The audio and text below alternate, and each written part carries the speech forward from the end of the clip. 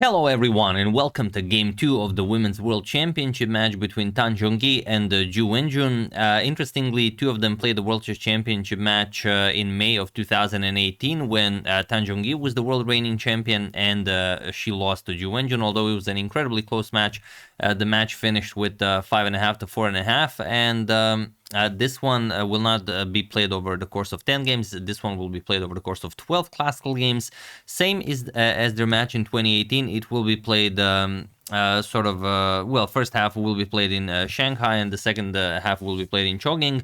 And everything else seems to be the same as in their 2018 match. Only Wenjun is the reigning world champion, and Zhongyi is now the challenger. Now, Zhongyi won the candidates tournament very, very convincingly.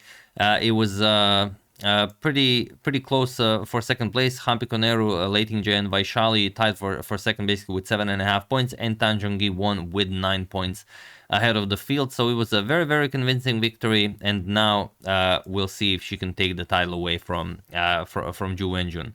And first game I did not manage to cover, but okay, first game was a fairly quick draw. Testing out each other, who prepared what. So maybe if I manage the time, I will cover it if you guys really want to see it. But let's now focus on game 2, which was a very, very hard-fought game. And also regarding time control, like I said, it's not my favorite time control. Players get 90 minutes for the first, 90 minutes for the first 40 moves. And then after 40 moves have been made, you get additional 30 minutes, but you get increment starting from move 1. So every time you make a move starting from move 1, you get additional 30 seconds on the clock, which is not what I prefer. I actually prefer after move 40 has been made, then you start getting increment, as it can make the games incredibly intense until that increment point is reached. But okay, to each his own. I don't know if it's sometimes they allow the players to vote which time control they prefer. I don't think a vote makes really sense when it's two players voting, but for tournaments I know that FIDE sometimes allows a vote. And since this is a game where clocks definitely do make a difference, I'm gonna allow the clock times for this one, so just give me a second. There we go. And okay, now with clock times on the board, let's check out the game. Zhongyi has the white pieces, and she opens with pawn to c4. She opts for the English opening, and we have knight to f6. We have knight to c3, pawn to e5, and knight to f3, followed by knight to c6. Whenever we have an English, we always have the 4 knights of the English. That's how English is played nowadays. We have pawn to g3, the so-called fianchetto line, and pawn to d5. We have c captures, knight captures, and the bishop to g2. We have bishop to c5, castles by both players, and now pawn to d3. All been played before, nothing new here. Pawn to h6, and now knight captures on d5. Queen captures on d5. The bishop nicely x-raying that black queen on d5, although you don't really have any good discoveries. And it's a position that occurs quite a lot. For example, Magnus Carlsen had it twice. He had it against Fabiano Caruana. He had it against Wesley So. In both instances, knight to d2 was played. I think he also had it against Anish, but he had a couple of different variations starting from this point against Anish. So yeah, very, very popular line. And here rook to d8 is one move that was played. For example, Anish played this against Magnus, but here we have bishop to d2. And okay, we have queen to d6, getting the queen off of that bishop's diagonal, and now we have a bishop to c3, putting pressure on the e5 pawn. And okay, you have to be a little bit careful here. Also, if white manages, white will try to play something like e3, maybe capture on e5 with the knight, and after knight captures, then execute pawn to d4, sort of winning the center and maintaining a better position. And here there are some moves that were played. For example, rook to d8, also a known move, but queen to e7, the move that Wenjun plays, it is a new move, and it is now as of move 11 that we have a completely new game. So let's see what happens. We have knight to d2.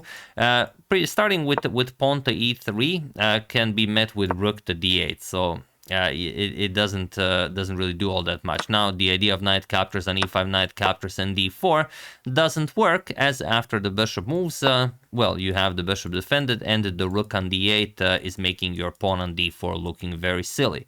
So that's why after queen e7, a simple knight to d2, we have knight to d4, and now pawn to e3. Chases the knight away, knight b5, winning the bishop pair, and now pawn to a4. We have knight captures on c3, b captures, and pawn to c6. We have pawn to a5, grabbing more space on the king side, stopping that the bishop from retreating to b6 if needed, and the bishop to d7. Of course, you want to get your bishop into the game as quickly as possible to connect your rooks, but it's not easy deciding where to put it. Bishop e6 could be, you know, maybe in line of fire once d4 happens, and it's safer on d7. So bishop to d7, we have queen to b3, now putting pressure on b7 as it's a threat. The queen no longer defends it.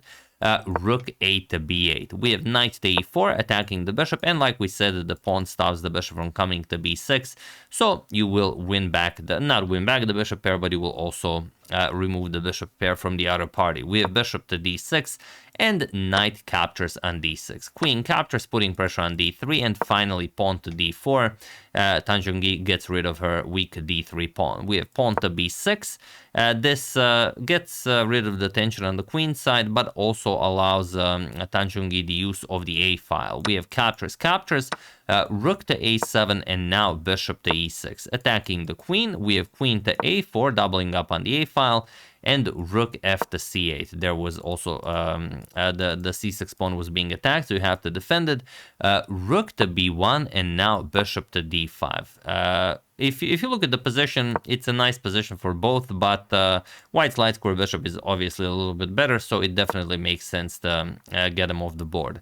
D captures on e5, we have queen captures on e5, and queen to d4, offering a queen trade, and Wenjun just trades. We have queen captures, and here I was looking at this position and I thought to myself, what would I capture with? I mean, capturing with this pawn improves your presence in the center. Also, it gets rid of your 2 pawn islands. Then you combine them into 1 pawn island.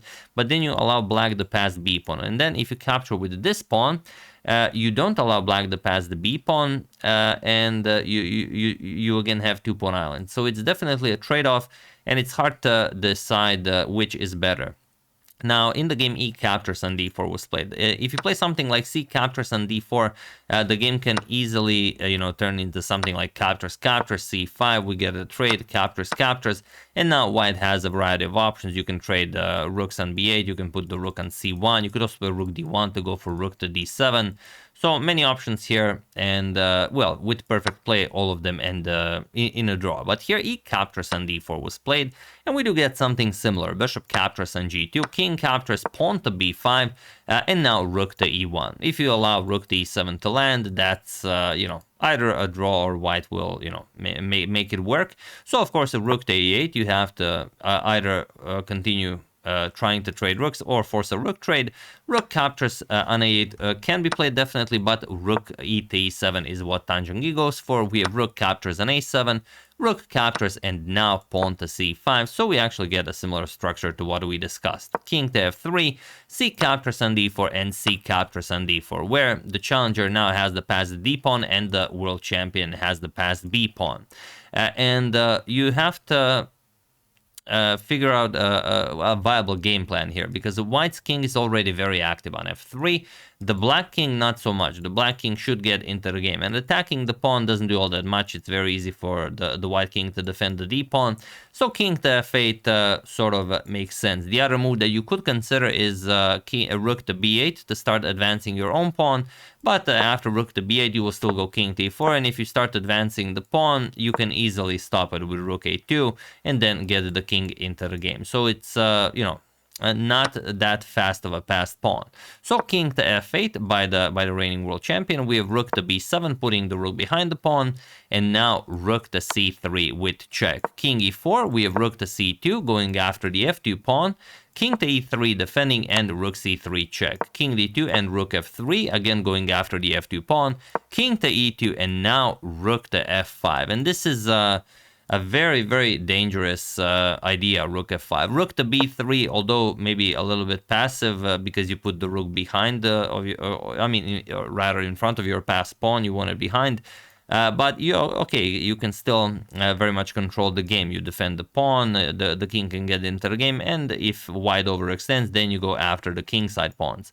But here, after rook to f5, that rook is very, very passive there. And as Judith Polgar said, in a rook endgame, you do not want your rook being passive, even at the expense of material. So here, king to e3, and now pawn to h5, and here pawn to f4.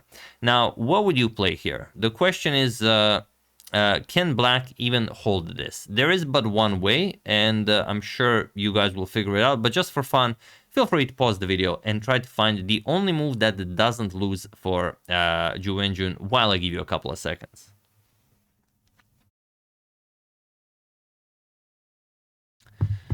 So those of you who were able to do it, congratulations on being, well, frequent viewers of this channel. I imagine that's the first move you checked out. And for those of you who just want to enjoy the show, it is pawn to b4, which makes me think that Wenjun does not, watch my videos, as, anyone who watches my videos will check out either pawn to b4 or anything coming to b4 before making their decision. But here it's a very good pawn sacrifice because you allowed the rook to be active on the 5th rank, and then after you play rook to a5, it doesn't matter. If king e4, you will force the king back, pawn to f5 check, let's say king d3. Now you can either, try to improve your position with something like king e7, or you can even force matters with pawn to h4. And that doesn't really matter what you do. Rook to a3 check will be coming next. So let's say g captures. Now you're going to go rook to a3 with check, king c4, rook f3, and you're going to start collecting on the king side. d5 unfortunately does not work for white, because after rook captures, there's also a rook on b4 now, and after king c5, captures, f4, and that pawn is enough for you to get a draw here. You will trade this pawn for this pawn, and then it's going to be the doubled h pawn versus the g pawn, which is a draw. So after f4, that is the move that should have been played. But Wenjun played king to e8, and now her position is just lost. Here, Zhongyi just played king to e4, which I imagine all of you would. And there's not all that much you can do here. You could move the rook, or you could play rook to g6. The problem with rook to g6 is that after rook to b6, what are you playing here? After king to e7, there's pawn to d5, and this rook is completely out of the game. There's nothing for you to do. You're just going to play rook captures, and that's pretty much it. You're going to have a beautiful pass d pawn and win the game easily. So after king e4, of course, you cannot play that. Rook to f6 was played, and now rook captures on b5. You lost the pawn either way, so it was better to advance it to b4 and give it up on b4. Pawn to g6, we have pawn to d5, and now rook to a6. Activating, but not quite fast enough. We have king to e5, and now the problem is Wenjun is in zugzwang here. And she has to play pawn to f6. It looks like a move you really don't want to play because you mess up your pawn structure and you allow white to attack the weaknesses on the king side. But if you don't play it, there's nothing for you to play. Let's say you try king e7. Okay, let's try a waiting move. Well, then d6 now actually works. And there's not much for you to do. King d7, you go after rook b7 check, and then you go after the pawns. Or if you capture it, then you can just trade. Rook b7 check, rook d7, captures, you go f6, king t8, defending the pawn. And now h4, let's say king to f8, and this is a very well-known winning endgame. G captures, king g7, you pick up the h5 pawn, and you are, of course, completely winning. So after king e5, f6 was played with check. It's a necessity at this point. King to d4, and now comes rook to a2. Another interesting idea would have been pawn to h4, but again, it doesn't work. You're just going to give a check, and after king to d7, you're going to go after the kingside pawns, and that's all there is. Let's say rook a4 check, you're going to play king to c5, rook a5 check, king to b4, or even king to c4, of course not giving up the pawn for nothing, rook to a4 with check, now you go king b5, and after, let's say rook a3, rook captures on g6, and again, black without any counterplay here, now down 2 pawns. White is completely winning here. So after king to d4, rook to a2 was played, and now king to c5. We have rook captures on h2 and rook to b8 with check. Again, this is a position where you could easily make a mistake of going king to d6 because it just feels so natural, I mean, that it must be winning. The problem is after pawn to g5, okay, you could threaten checkmate with king e6. Let's say rook to e2 check, king captures on f6, but after captures on h4, the h pawn is enough to ensure a draw for black. So after rook captures on h2, rook b8 check is the only way to go for the win, and after king d7, rook b7 check. This is how you ensure you have all of the squares covered, and that the black king has to be on a very, very unfavorable square, king to c8, and only now rook to g7, making g5, well, a move, but a move that doesn't work, which it was. Played g5, now pawn to f5, not trading, you want to maintain those weaknesses, h4, g captures, and rook to h7. Putting the rook behind the passed pawn, we have pawn to h3, and only now king to d6. Here, king to d6 is the only winning move, but it kind of makes sense. What else are you going to play? This, of course, you have to have the king in front of the passed pawn, and giving a check first will allow the king to infiltrate. So king to d6 is the only move, but Zhongyi finds it very quickly.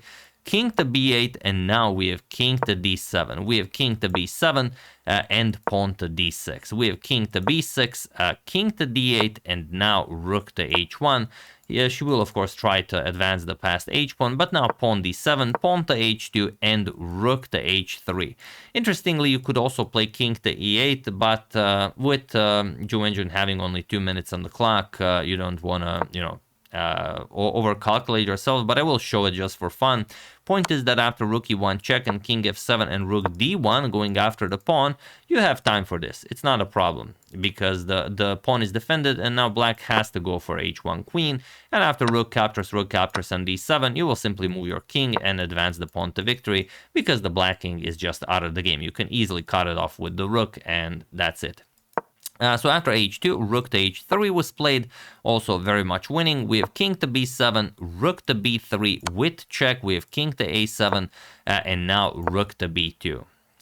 Black without a move, you can't really move your rook because you lose the pawn. You can move the king, although, it's not going to help. King a6, we have rook to e2, stopping rook e1 from coming with check, and that means king to e7 is Wenjun's next move. We have king to b7, king to e7, and he was in this position on move 62 that the reigning women's world champion Wenjun resigned the game, as there is nothing more to be done here. The problem is once rook d1 is played, you will simply capture on h2, and that is it. Once rook e1 check is played, king captures on f6 happens, and that's it. Now you have 2 pawns, of course, completely winning. So, very interesting turn of events at basically the start of the Women's World Championship match, which means that now Wenjun will have to fight harder to strike back. Maybe, she will have to play, maybe some more aggressive lines that than she, usually would have. But yeah, as their 2018 match was so close, played, Wenjun won with 5.5 to 4.5. Now Zhongyi taking the lead already in game 2.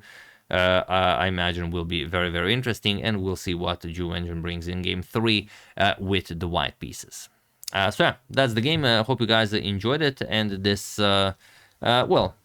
short coverage of game 2 will continue if you guys are enjoying it, and also I will try to prepare some photos for game 3, game 4, game 5, and so on, as I usually do during the World Chess Championship matches. I know you guys really like those.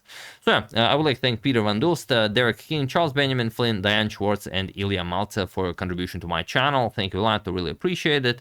As usual, you can check 2 of my previous videos here. Thank you for watching, and I will see you soon, continuing to check up on your wonderful suggestions and whatever else happens in the chess world, including the coverage of the Women's World Championship match. Thank you all. I will see you soon, and have an excellent rest of your day, and don't let this happen to you. Always check if there's something that can be placed on that b4 square. See you soon.